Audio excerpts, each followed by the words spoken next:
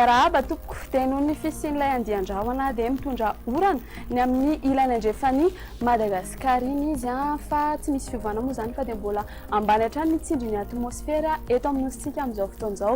Raha ho an'ny rapitsy maraina dia anao orana tandrifin-drahona ny ilany andrefany Menabe sy Iorombe toraka izany any koa navaratry atsimo andrefany iny fa ho araikotrika izany ny aty Anosy Besambarano sy ny Morontsiraka Sofia iny ary andrahoana na andrahoana vitsy ny andro ho an'ny faritra sisy. Raha ho an'ny hariva kosa indray ary dia ilatsaka ny orana tandrifin-drahona mety ho araikotrika amin'ny faritra maro eto Madagasikara. Andrahoana vitsy kosa izay mety ho arahana orana tandrifin-drahona indraindray ny any atsimo andrefana sy andro ihany. Ny maripana tombatombanana ho an'ny rapitsy ny taremarika ambany indrindra dia 20 degré Celsius hitantsika ty Avakinankaratra, eo amin'ny 20 degré Celsius eo kosa ho an'ny Analamanga sy Fianarantsoa ary tsy mihoatra ny 20 degré Celsius kosa ny Morontsiraka. Ny maripana ambony indrindra kosa indray dia hitantsika aty Antsohihy sy Mahevatanana 4 degré Celsius izy raha ho an'ny rapitsy. Toizantsika amin'ny mety ho toetry ny andro ny vinavinaina ho andro tanàn-dehibe sy nosy manodidina. Hifandimby avokoa ny rahona sy ny masoandro any a Paris sy Milan, Johannesburg ary Nairobi fa ho malomaloka ny andro